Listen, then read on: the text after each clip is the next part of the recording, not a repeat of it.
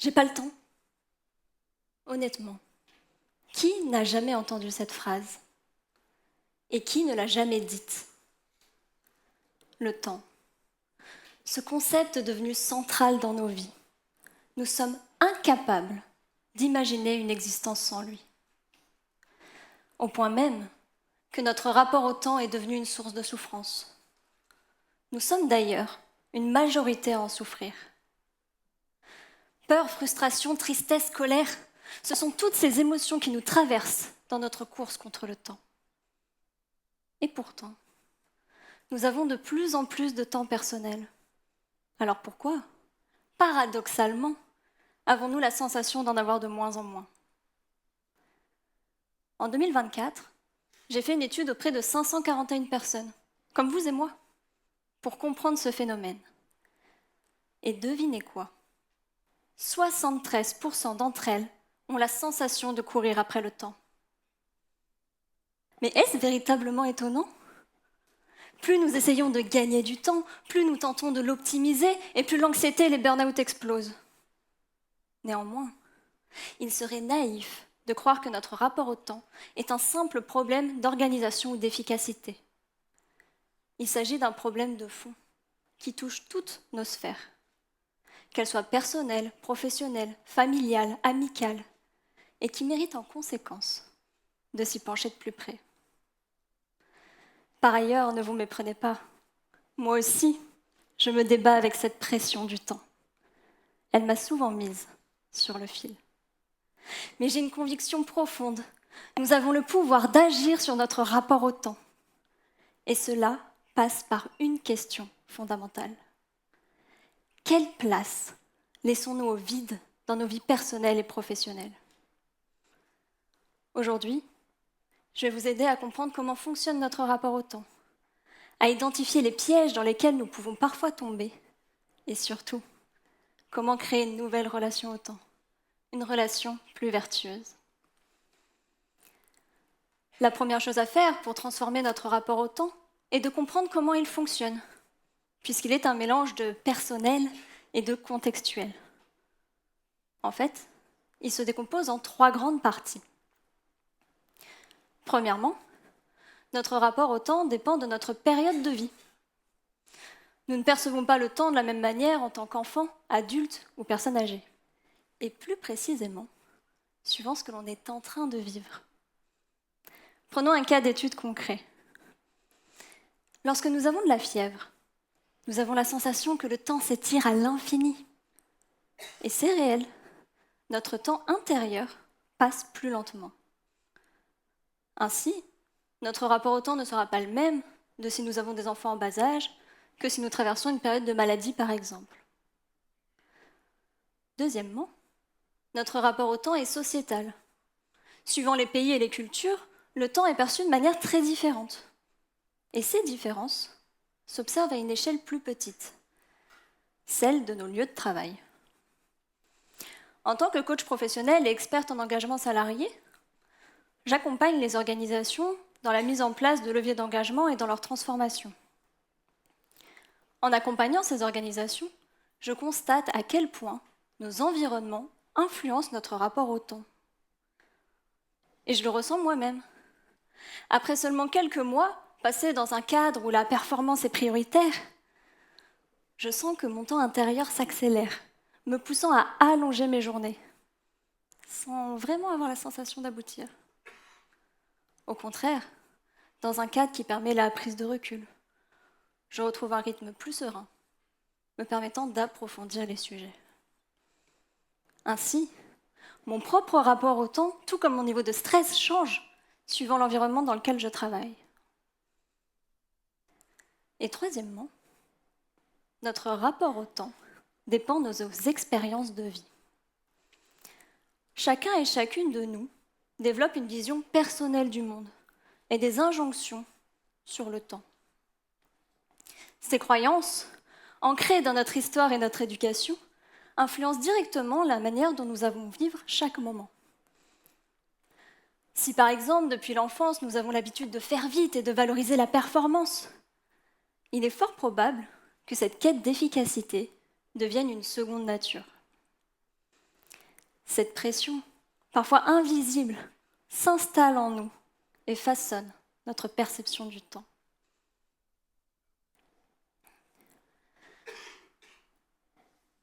Ainsi, notre rapport au temps dépend de notre moment de vie, de notre environnement et de notre système de croyances. Et j'ai une bonne nouvelle. Nous avons le pouvoir d'agir sur 2 de ces éléments, et les résultats sont considérables. Bien sûr, nous ne pouvons pas changer le moment de vie dans lequel nous sommes, mais nous avons le pouvoir d'influencer notre environnement et notre vision du temps. Pour cela, prenons en compte que notre rapport au temps s'inscrit dans une démarche systémique, puisqu'il est influencé par nos interactions et les normes sociales qui nous entourent. La systémie, c'est une approche qui prend en compte comment différents éléments interagissent entre eux et s'influencent les uns les autres pour former un tout. Et dans ce tout, nous avons collectivement créé un cercle vicieux du temps, caractérisé par une sensation omniprésente, l'accélération. Nous évoluons dans une société qui accélère sans cesse, que ce soit les communications, les technologies ou les rythmes sociaux. Dans mon sondage, 73% des personnes le ressentent. Et seulement 1 personne sur 3 affirme avoir du temps pour elle-même plus d'1 fois par semaine.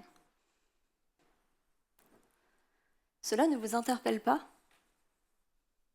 Peut-être que vous êtes déjà tombé dans le piège. Avoir du temps pour soi 1 ou 2 fois le week-end, honnêtement, cela me paraît très insuffisant. Pas de temps pour soi-même alors que nous passons notre temps à optimiser chaque minute, à éviter le gaspillage. Mais qu'est-ce que ça signifie, perdre du temps ? Est-ce perdre du temps que de rire avec un proche, de rêver, de contempler ? Nous finissons par avoir la sensation que le temps nous échappe, que nous sommes en retard sur notre propre vie. Cette course effrénée nous enferme dans un véritable cercle vicieux. Et si nous l'observons de plus près, nous pouvons distinguer 4 grandes catégories de personnes. Il y a les personnes qui courent après le temps, mais qui s'en accommodent, en tout cas pour le moment. Il y a les personnes qui courent et qui en souffrent, qui subissent sans parvenir à en sortir. Il y a aussi les personnes qui en ont souffert, mais qui ont réussi à s'en extraire, souvent après un burn-out. Et enfin, les personnes qui ne sont jamais tombées dedans. Parce que oui, tout le monde ne tombe pas dans le piège. Certaines personnes l'évitent depuis toujours. Évidemment, je suis allée leur demander leurs secrets que je vous dévoilerai plus tard. Mais prenez désormais un instant. Dans laquelle de ces catégories vous retrouvez-vous le plus ?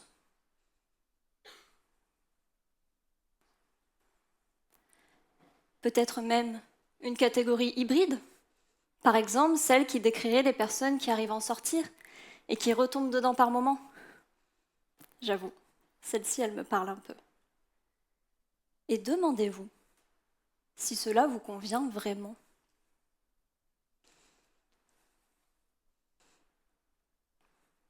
Maintenant que vous savez comment fonctionne notre rapport au temps et le piège que nous avons créé collectivement, voici le dernier élément à avoir en tête avant d'agir. Il s'agit d'un phénomène assez nouveau, mais qui touche presque tout le monde. Ce phénomène, c'est le multitasking. Nous avons créé des moyens d'accélérer artificiellement le temps, que ce soit en regardant des vidéos en vitesse x2, en scrollant tout en regardant une série, ou en répondant à des mails tout en travaillant sur autre chose. Nous pensons gagner du temps. La réalité est qu'on en perd, et plus grave encore, cela nous épuise. Notre cerveau n'est tout simplement pas fait pour ça.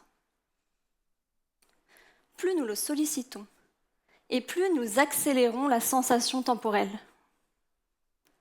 Et l'addition est salée. Je suis moi-même tombée dans le piège. Je suis souvent sur plusieurs sujets en même temps. Et oui, j'ai la sensation d'être efficace.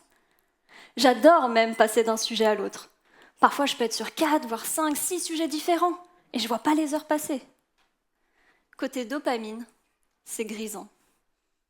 Mais à la fin de la journée, Je suis fatiguée, stressée et incapable d'avoir des interactions de qualité. Voilà l'addition. Nous épuisons notre cerveau. Et pire, nous l'habituons à ce rythme effréné. Plus nous ajoutons d'actions dans le même laps de temps, et plus nous accélérons cette sensation-là de pression temporelle. Alors que faire ? Comment créer une relation plus saine avec le temps ? Depuis 2001, les neurologues étudient notre cerveau au repos. Et alors qu'on pensait qu'il ne s'y passait pas grand-chose, ils ont découvert des vagues d'énergie parcourant notre cerveau toutes les 10 secondes. Ce phénomène a été nommé le réseau par défaut. Et les chercheurs pensent qu'il permettrait à notre cerveau de maintenir sa santé cognitive. L'ingrédient principal de ce processus ? Des temps de pause. N'oublions pas que notre cerveau gère toutes nos capacités cognitives et vitales. Il est donc urgent de remettre du vide dans nos journées. Mais ce n'est pas une chose facile dans une société qui essaie de nous maintenir constamment occupés, n'est-ce pas ? Je vais vous montrer comment faire grâce à nos 2 leviers, qui sont, pour rappel, notre environnement et notre vision du temps. Pour agir sur notre environnement, je vous propose de nous focaliser sur nos environnements de travail, dans lesquels j'ai relevé 3 axes d'action. Le premier axe est donné par les seulement 9% de mon étude qui ne courent jamais après le temps.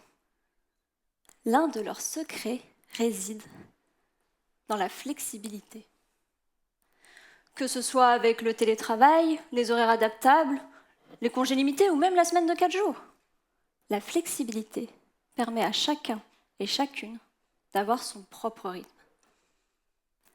Mais je dois vous mettre en garde.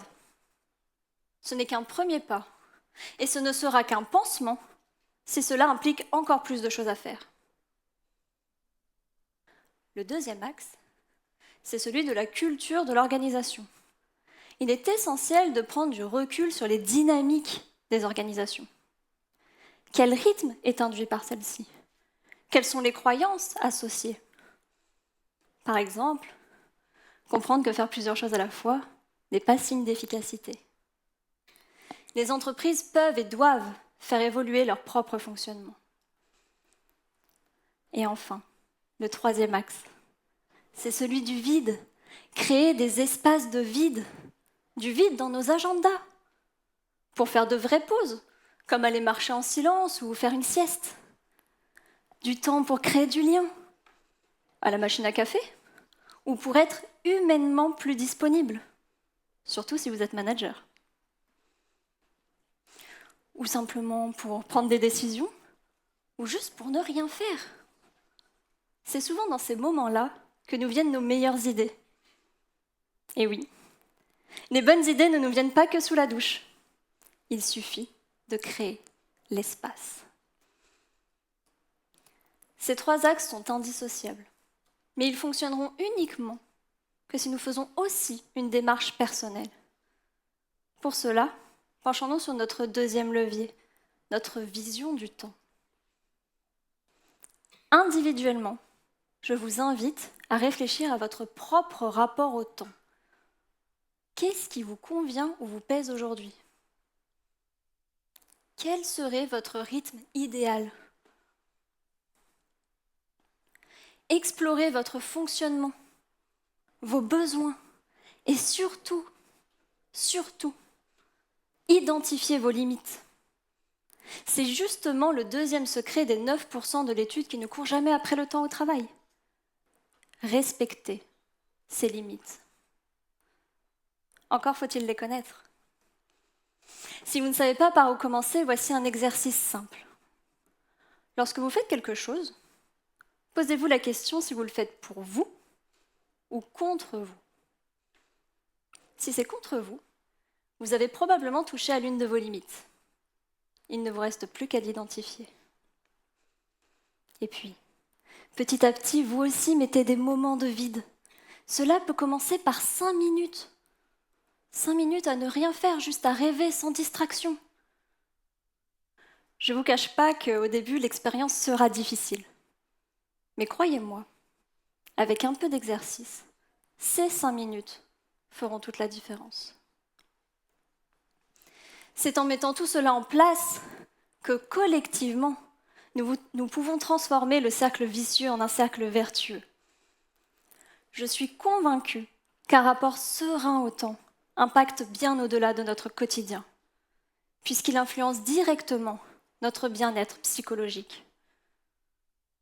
Ensemble, nous pouvons créer un rapport au temps qui est source de sérénité plutôt que de stress.